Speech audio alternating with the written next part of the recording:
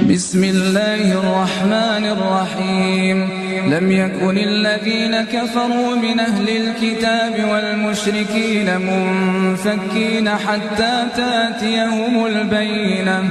رسول من الله يتلو صحفا مطهرة فيها كتب قيمة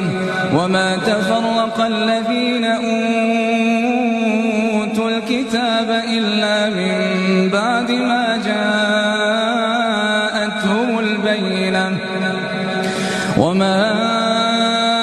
أمروا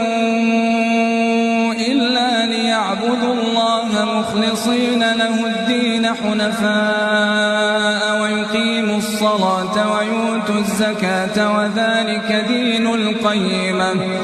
إن الذين كفروا من أهل الكتاب والمشركين في نار جهنم خالدين فيها أولئك هم شر البريئة إن الذين آمنوا وعملوا الصالحات أولئك هم خير البريئة جزاؤهم عند ربهم جنات